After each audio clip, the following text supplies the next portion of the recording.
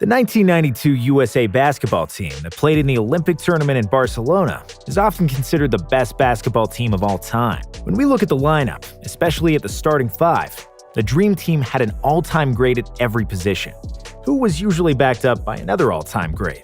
11 of the 12 members of the original Dream Team are in the Hall of Fame, and 10 are selected as the 50 greatest NBA players. However, the USA basketball team that played in the '96 Olympics, dubbed the Dream Team 3, might be even better at some positions, but mainly remains in shadow of the original Dream Team. This is a controversial topic and a fantasy scenario that has a premise in some subjective opinions. Still, we'll try to be as objective as possible and try to explain why the Dream Team 3 might defeat the Barcelona Dream Team if they played in a simulated best-of-7 series.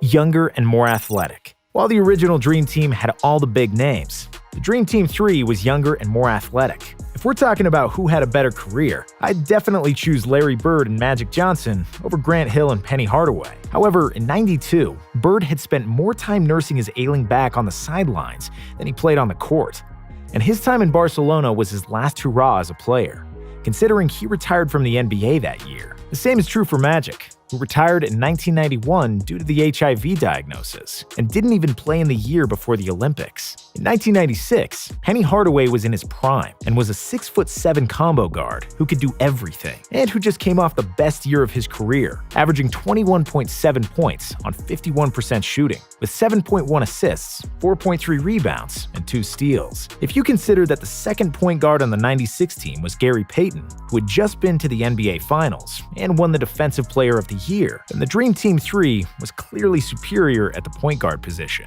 The '96 team also had prime Grant Hill, the small forward extraordinaire, who was one of the best NBA players before injuries derailed his prime. In the season before the Olympics, Hill was averaging 20 points, 9.8 rebounds, and 6.9 assists. If we compare him to Larry Bird's '92 season, the numbers were similar, but Larry was barely holding up health-wise and would get killed by Grant Hill if he had to guard him one-on-one. Sure, Hill didn't have Bird's panache and shooting touch, but I'd still rather have a fast and athletic guy over the man who had to go through 2 hours of stretching massages to be able to play. Shaq over Leitner, and the best center lineup ever.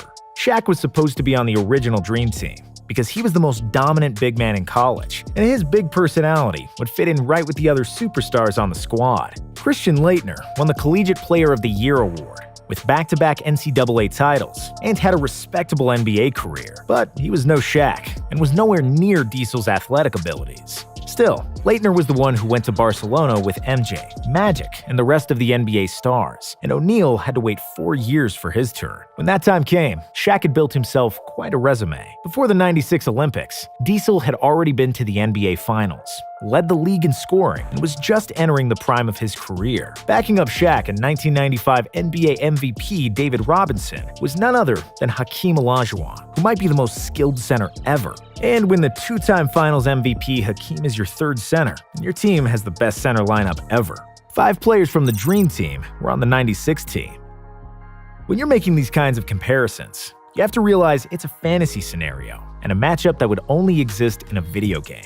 The most obvious reason for it, in this case, is because of the 5-player overlap from the Dream Team that were also playing in Atlanta. When we compare these 5 players' form and success in '92 compared to '96, the results are pretty much even. Scottie Pippen was a dog in '92, but was arguably even better in '96, and just came off 72 wins and a title with the Bulls. Charles Barkley was the best player of the whole tournament in Barcelona, and the leading scorer on the USA team with 18 points per game. In Atlanta, he led the USA team again, this time with 12.4 points per game, but on 81% shooting, as he took less than 6 shots per game. John Stockton and Karl Malone were getting up there in age, but after '96, they played their best basketball and went to 2 consecutive NBA Finals. And finally, David Robinson was still in his prime, 1 year removed from an MVP season in 1995, with almost identical numbers in '96 compared to 1992. If we played 2K and plugged in these 5 players against themselves 4 years earlier, the results